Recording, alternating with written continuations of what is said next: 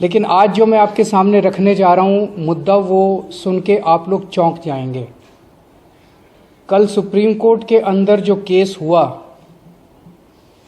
उस केस के पहले की कहानी मैं आप लोगों को बताना चाहता हूं कि उस केस को असंवैधानिक तरीके से इन्फ्लुएंस करने की किस तरह से एलजी साहब ने कोशिश की कि सुप्रीम कोर्ट के अंदर सच्चाई नहीं बताई जानी चाहिए। सुप्रीम कोर्ट में सच्चाई बताने से रोकने के लिए एलजी साहब ने पूरी कोशिश की। शैली ओबेरॉय जो हमारी मेयर कैंडिडेट हैं, उन्होंने सुप्रीम कोर्ट में केस किया। उस केस में उन्होंने दिल्ली सरकार और एलजी दोनों को अलग अलग पार्टी बनाया, क्योंकि दोनों के व्यूज अलग अलग थे। एलजी साहब ने कुछ कदम उठाए थे जो दिल्ली सरकार के मुताबिक असंवैधानिक थे, गैर कानूनी थे। तो शैली ओबेरॉय ने दिल्ली सरकार को, एलजी को अलग अलग पार्टी बनाया। दिल्ली सरकार ने यूडी सेक्रेटरी को आदेश दिए कि इस केस में गौतम नारायण को दिल्ली सरकार की तरफ से वकील नियुक्त किया जाए। दिल्ली सरकार की अपनी मर्जी है कि वो किसी को भी वकील बना सकती है। एलजी साहब ने 9 फरवरी की रात को, मुझे याद है कि अगले दिन केस था, 9 फरवरी की रात को यूडी सेक्रेटरी को ये आदेश जारी किया। इसकी कॉपी हम लोगों ने आपको भेज दी है। इसका सेकंड पैराग्राफ अगर आप पढ़ेंगे तो एलजी साहब ये कह रहे हैं कि honourable lieutenant governor has desired that urban development department shall defend this petition. उन्होंने कहा, एलजी साहब ने, कि पहली चीज, आप मेरा वकील ही दिल्ली सरकार का वकील भी लगाइए। श्री तुषार मेहता एलजी साहब के वकील थे। दिल्ली सरकार के अफसर को आदेश दिया गया कि तुषार मेहता को ही दिल्ली सरकार का वकील भी लगाइए। तेरा वकील तो तेरा वकील भी मेरा वकील और मेरा वकील भी मेरा वकील। मतलब ये तो दुनिया के इतिहास में पहली बार हो रहा होगा कि दो अपोजिंग पार्टियां, दोनों अपोजिंग पार्टी का वकील एक ही होगा। तेरा वकील भी मेरा वकील और मेरा वकील भी मेरा वकील। तुषार मेहता दिल्ली सरकार का वकील और तुषार मेहता जो है वो एलजी का भी वकील। फिर इसमें लिखा है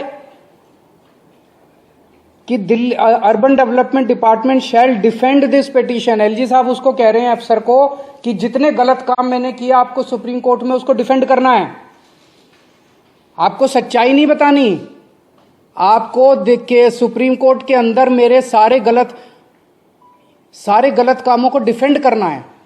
एक किया। दूसरा आदेश, you should engage the services of Shri Tushar Mehta. मेरा वकील तुषार मेहता है, तुम भी तुषार मेहता को करो, तुम अपना वकील गौतम नारायण को मत करो। और तीसरा कहते हैं, counter affidavit has been file, कि तुम वहां क्या बोलोगे ये भी मैं तय करूंगा। तुम्हारा वकील ऑपोजिट दो पार्टियां कोर्ट में हैं।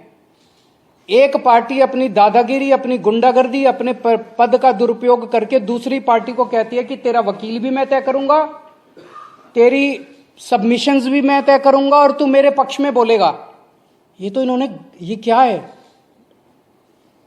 तो ये दो डायरेक्शन जब उस अफसर के पास गई, उस अफसर को दिल्ली सरकार के मनीष सिसोदिया जी ने डायरेक्शन दी कि आप गौतम नारायण को कीजिए, एलजी साहब ने डायरेक्शन दी कि आप तुषार मेहता को कीजिए। वो बेचारा अफसर, आप सोच सकते हैं क्या करता। उसके पास कोई चारा नहीं था, उसने तुषार मेहता जी के पक्ष में अपना वकालतनामा दी। दिल्ली सरकार का वकालतनामा भी तुषार मेहता जी के पक्ष में दे दिया। क्यों दिया? उस अफसर के पास 2 ऑर्डर थे। एक दिल्ली सरकार के मंत्री का ऑर्डर था जिसके अंडर में वो काम करता है, उसका एलजी से कोई लेना देना नहीं है उस अफसर का। और एक एलजी का ऑर्डर था।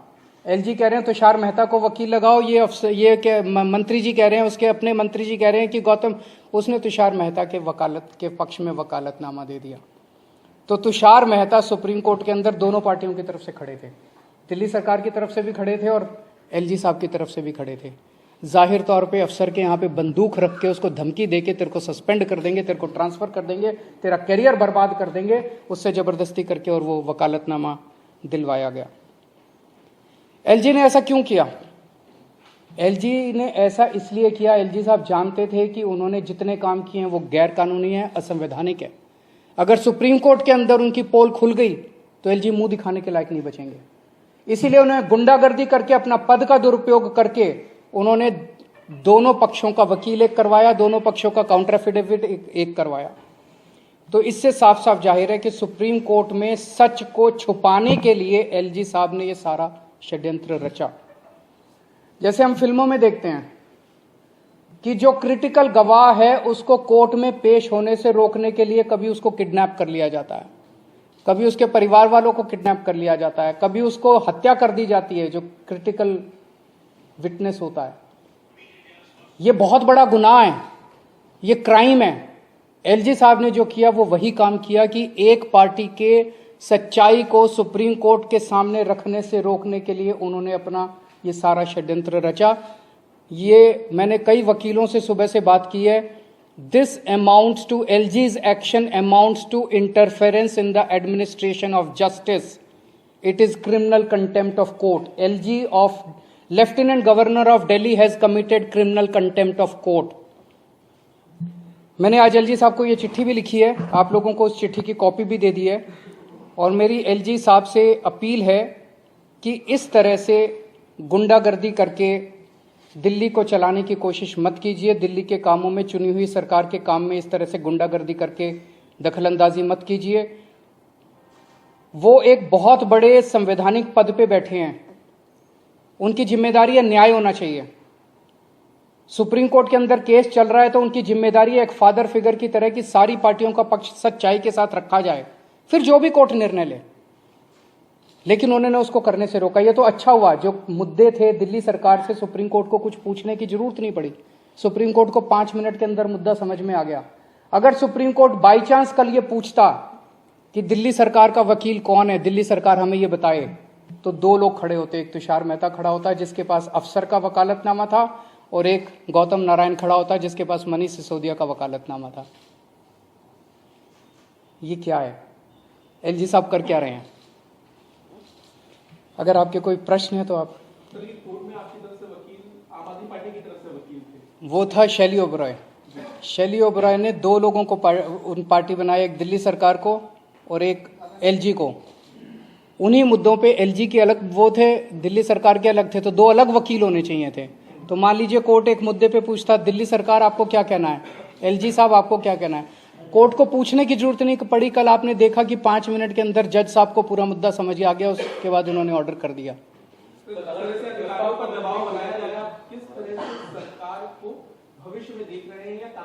नहीं करेंगे, संघर्ष कर रहे हैं, लड़ रहे हैं। अंत में सच्चाई की जीत होगी, अंत में जनतंत्र की जीत होगी, संविधान की जीत होगी। संविधान को कुचल रहे हैं एलजी साहब, एक बार नहीं कई मौकों पे कह चुके हैं, मैं संविधान को नहीं मानता, मैं सुप्रीम कोर्ट के आदेशों को नहीं मानता। ऐसे एलजी के साथ कैसे दिल्ली चल सकती है, कैसे देश चल सकता है? सर, बहुमत आप लोगों के पास है। अगर 22 तारीख को मेयर का चुनाव होता है तो आप लोग निश्चित है कि इस बार आम आदमी पार्टी का मेयर दिल्ली को मिल जाएगा? बिल्कुल मिलना चाहिए।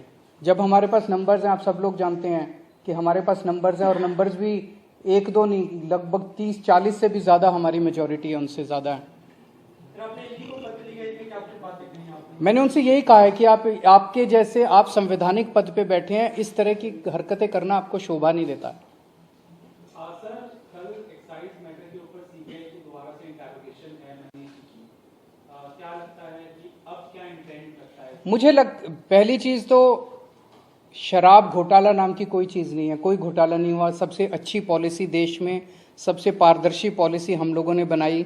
यही पॉलिसी जब पंजाब में लागू की गई तो पंजाब में 48% रेवेन्यू बढ़ा, सेम टू सेम पॉलिसी।